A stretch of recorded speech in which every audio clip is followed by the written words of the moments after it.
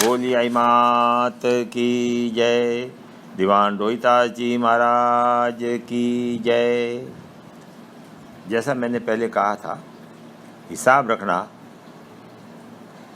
ज़रूरी है, खास करके पैसों का। अपन वो तो पता नहीं रखते हैं कि नहीं रखते हैं, पर कुछ हिसाब जिसकी कोई आवश्यकता नहीं है। अपन रिश्तों का हिसाब रखते हैं, वो कौन रिश्तेदार रिश्ता निभा रहा है। मित्रों का हिसाब रखते हैं कि कौन मित्र अपने को समय दे रहा है, नहीं काम आया कि नहीं आया। परंतु कभी अपन समय का हिसाब नहीं लेते। कैसे दिन निकल गया, कैसे महीना निकल गया, कैसे बरस के बरस निकल जाते हैं, और अपन क्या कर पाए, क्या नहीं किया, कहाँ गलती हुई, इसका कभी हिसाब लगाने का अपन ने कोशिश नहीं की। जबकि सबसे अहम चीज़ समय है। समय जो निकल गया वो तो पैसा आ सकता है, रिश्तेदारी सुधर सकती है, मित्रों से रिश्ता सुधर सकता है, पर जो समय निकल गया वो तो गया, वो तो फिर वापस कभी।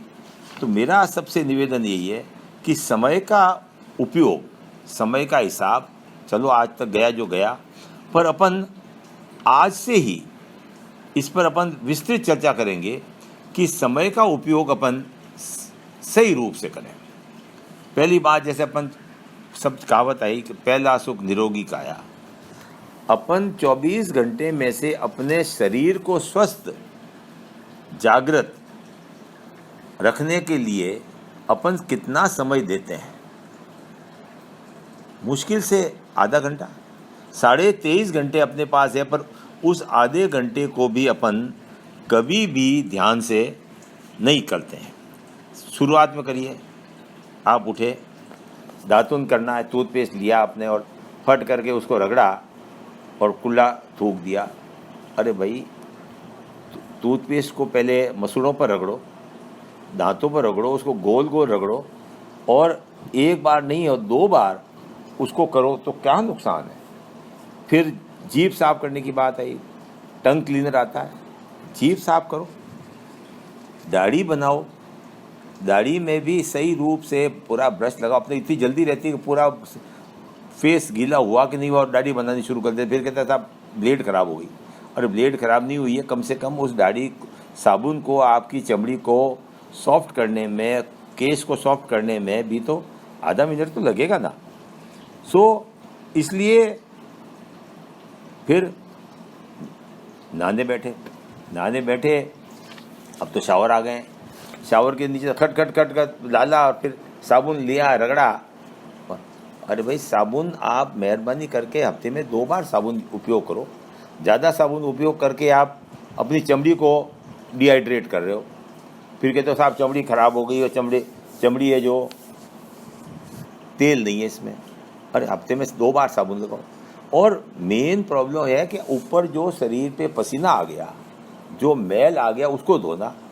कम से कम नहाने बैठो, पहले शावर किया, शावर करने के बाद या तो कुर्सी रखो या अपना जो पॉट है उसका ढक्कन बंद करके उस पर बैठ जाओ, और पूरी बॉडी को एक बार हाथों से रगड़ दो। तो आपका जो पसीना जमा हुआ है, जो मिट्टी शरीर पर जमी हुई है हाथों पर, और ख़ास करके ऐसे स्थान जांघों के बीच में, अपने हाथों के नीचे, ये अपने शोल्डर के पास, उंगलियों के बीच में, पाँव की उंगलियों के बीच में, इसको आप बैठ के कम से कम 5 मिनट अगर आप नहाते टाइम बॉडी को मसल लेते हो, तो आप समझ लो कि आपकी बॉडी की चमड़ी को पूरी एक्सरसाइज मिल गई, आपका पूरा शरीर का मैल निकल गया। परंतु ये शावर नहाए, साबुन लगाए और अपन समझते अपना काम हो गया।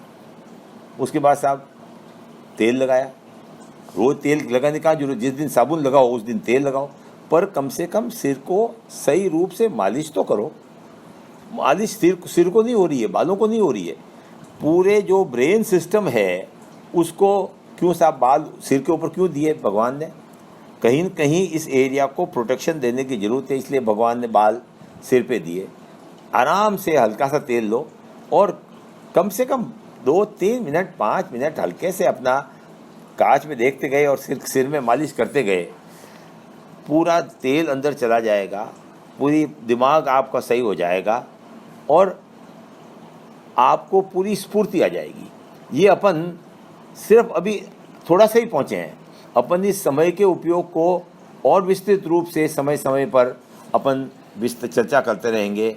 मैं बीच में चर्चा में नाक और आँख के विषय में कहना भूल गया। रात में सोते समय और सुबह उठते हुए उनको एक ठंडे पानी के छींटे जरूर दीजिए। मेरी गारंटी है कि यथासंभव आपके अंत तक मोतियाबिंद, जिसको कैटरेक्ट कहते हैं, वो नहीं आएगा। नाक पर कभी अपन ने ध्यान नहीं दिया। नाक की 2 नॉस्ट्रिल दिए हैं।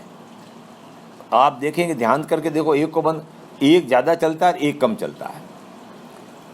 और मैंने खुद ने देखा है, जब मैं अपने यहाँ बस्सी में प्राकृतिक जो चिकित्सा केंद्र है वहाँ 10 दिन रहा अपने चिकित्सा के बारे में, तो वो जो नाक में एक रबड़ की नलकी डलाते हैं, एक नाक में तो नलकी पूरी जा रही थी, एक नाक में जा ही नहीं रही थी।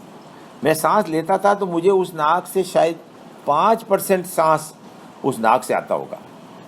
उसके वहाँ जो इंस्ट्रक्टर था उसने भी कोशिश करी तो नहीं जाए। फिर मेरे को डॉक्टर के पास ले गए। डॉक्टर ने थोड़ा कोशिश करके उसको तेज किए, उसको तेल लगाया किया, और जो उसने करके खट करके किया तो एक सेडे का जो थोड़ा सा टुकड़ा होता है ना, अपने चने के बराबर तो नहीं कहूँगा, मूंग के बराबर, वो निकला। और क्या मुंह से चिकना चिकना पानी निकला है, और मेरे दोनों नाक साफ हो गए। मेरे को सांस आना पूरा शुरू हो गया। कम से कम एक रबड़ की नलकी पतली मिलती है, आप उसको ले और अपना नाक, प्राकृतिक चिकित्सा वाले के यहाँ कराओ तो बढ़िया बात है, परंतु नाक को महीने में 1-2 बार नीति से हो सकता है, परंतु ये तो नलकी डाल के जो नाक साफ होता है, ये आपको पूरा सांस को क्लियर कर देगा।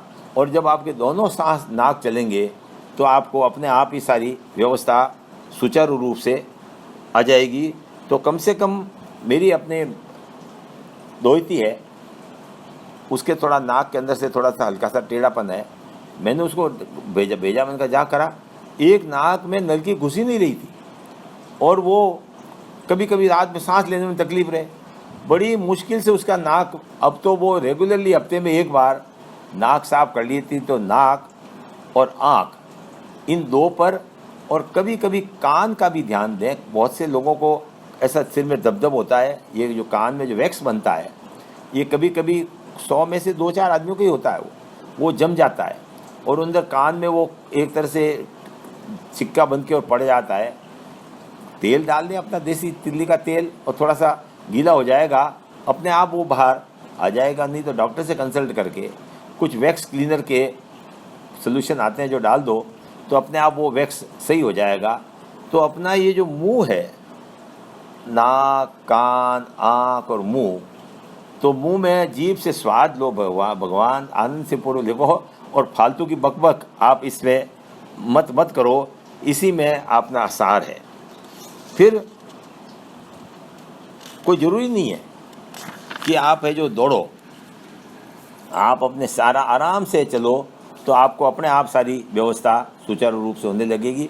तो अपनी दैनिक क्रिया सुबह इस दैनिक क्रिया को लें तो आधे घंटे से ज़्यादा नहीं, इस आधे घंटे को 10-15 मिनट और बढ़ा दो, तो आपके 24 घंटे में से 23 घंटे आपके सुचारू रूप से चलेंगे।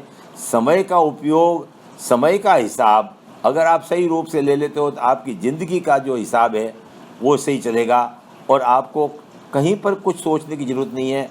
अपने आप आपके रास्ते निकलते जाएंगे। हवा, सांस, ये अति आवश्यक है हार्ट के लिए, बॉडी के लिए, सब के लिए। इसलिए अपन इस पर चर्चा चालू रखेंगे कि आपको भ्रामरी में क्या करना है। भ्रामरी में आपको नाक, अपना मुंह बंद करना है, नाक से सांस लेना है, और फिर जैसे भौरा आवाज़ करता, धीरे धीरे नाक से सांस निकालते रहिए, और अंदर भौरे की जैसे आवाज़ करता है वैसे आप दिमाग को करिए। आपके दिमाग के सारी जो नर्व्स हैं वो सारी एक्टिव हो जाएंगी। करोड़ों अरबों सेल्स हैं, वो सारे इस भ्रामरी प्राणायाम से एक्टिव हो जाते हैं। दूसरा, यही एक तरह का दूसरा भ्रामरी है जिसमें आपने जीभ को गोल किया और उस जीभ के थ्रू सांस लिया मुंह से, और फिर नाक से भ्रामरी की तरह से आवाज़ निकालते हुए निकाला। आपके गले में कफ आ रहा होगा, आपके यहाँ कफ बढ़ रहा होगा, वो अपने आप ख़त्म हो जाएगा। तीसरा इस भामरी यही भी है कि आप दांत को एक बार दबा लें, दांत के बीच में से सांस लें और फिर वापस नाक से भंवरे की आवाज़ निकालते हुए करें। और चौथा है कि आप अपने अंगूठों से तो कान के पर्दे बंद कर लें, ये उंगली है बीच में, वो आँख और नाक के बीच में जो नेतृत्व है वहाँ के लगा दें और ये पूरा बंद, कान बंद करके और सांस लेके और भ्रामरी की तरह से आवाज़ निकालें। इसके बाद कई तरह के प्राणायाम लोगों ने ईजाद किए हैं, परंतु अपन यहीं तक सीमित रहेंगे कि आप ये 10-15 मिनट अगर ये प्राणायाम कर लेते हो, आपकी जीवन धारा, आपकी विचार शक्ति, आपके पॉजिटिव सकारात्मक विचार अपने आप हो जाएंगे। आपको कहीं मेहनत करने की ज़रूरत नहीं है, गंदगी निकली नहीं शरीर में से और गंदे विचार भी साथ साथ बाहर आ जाएंगे कि ना मेरे को तो बड़े खोटे खोटे विचार आते हैं। अरे खोटे विचार इसलिए आते हैं कि आपके शरीर में गंदगी है। एक अपन जैसे कायम चूर्ण का आता है ना, पेट सफा तो रोग दफा। पेट साफ रहेगा तो आपको रोग आजू बाजू ही नहीं आएगा। तो आपके अगर लंग्स साफ रहेंगे, आपके सब बढ़िया ऑक्सीजन सप्लाई आपको ब्रेन को मिलती रहेगी, तो हरदम सकारात्मक पॉजिटिव विचार ही रहेंगे। आपको लोगों में अच्छी अच्छी बातें ही दिखेगी। गलत बात के लिए आप अपने आप वो कि यार ये फालतू बात मेरे को नहीं करनी, आप उठ के चले गए। तो आपको ये फेफड़े हैं, इसलिए फिर साफ रखने के लिए आंतें साफ होनी जरूरी, पेट साफ होना। जैसे मैंने पेट सफा तो रोग दफा, पेट को भी साफ रखना पड़ता है। एक बार मैंने पहले कहा भी था कि हर 6 महीने में एक डी वर्मिंग जेंटिल नाम की गोली आती है, उसी की सस्ती, उसी सॉल्ट की एबेंडाजोल की गोली आती है 2-4 रुपये में। 6 महीने में एक बार ले लो, पेट में कीड़े साफ हो जाएंगे। और हफ्ते में एक बार आप जवड़े 3-4 जवड़े ली, उनको कूट ली, पीस ली और रात को सोते टाइम गर्म पानी से ले ली, सुबह आपका पेट पूर्णतया साफ हो जाएगा। इसके मुकाबले पेट साफ एक हफ्ते में एक बार पेट की सफाई कर लो और आपको आधी से ज़्यादा बीमारी। एक मेरी बहन ने दूसरा तरीका भी बताया, जवड़े लो और उसको हल्के से घी में तल लो, फिर उसके आधे आधे टुकड़े कर लो। खाने के बाद एक छोटा सा टुकड़ा अगर आपने मुंह में ले लिया तो अपने आप तो दब जाएगा, चब जाएगा और आपको सारा खाना भोजन ऐसा पचेगा कि आपको अगली बार भूख लगेगी और उस भोजन की प्रक्रिया को शरीर के उपयोग हेतु बॉडी एब्जॉर्ब कर पाएगी और बॉडी एब्जॉर्ब करेगी तो उसको अपने को फ़ायदा मिलने वाला है। तो इसलिए अपने को फेफड़े साफ, पेट साफ, आंतें साफ, ये जब तक अपन करते रहेंगे तो अपनी बॉडी अपने आप अपने ही फिट होती जाएगी और आगे बढ़ती जाएगी। सो मेरा सबसे निवेदन यही है कि इस बात को आप सीरियसली लें, फिट बॉडी फिट माइंड। अगर आपकी बॉडी फिट है तो माइंड भी फिट होगा।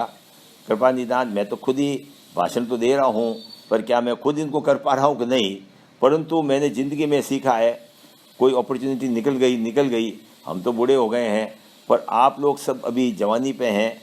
आगे आपको कहीं बड़े बढ़िया काम करने हैं, कहीं उपलब्धियाँ हासिल करनी है और इस कंपटीशन के ज़माने में जब तक बॉडी आपकी फिट नहीं होगी तब तक आपको, इसलिए जब बॉडी फिट नहीं होती सबसे बड़ा शत्रु कौन आता? आलस आती है। उठने बैठने में सब में आलस रहती, तो फिर अपने आप काम आगे बढ़ता जाता है। सो मेरा आपसे निवेदन है कि अपन ने बॉडी को साफ़ करने की प्रक्रिया चालू कर दी। किस तरह से अपन शुरुआत में से दांत साफ से लेके और रात को सोने तक पेट साफ कर लिया, फेफड़े साफ कर लिए, तो मैं आई माता यही प्रार्थना करता हूँ कि आप में शक्ति दे कि आप ये प्रक्रिया को बिल्कुल धार्मिक रूप से अपनाएं और इस पर लागू करें। बोलिए आई माता की जय। दीवान जोईताज जी महाराज की।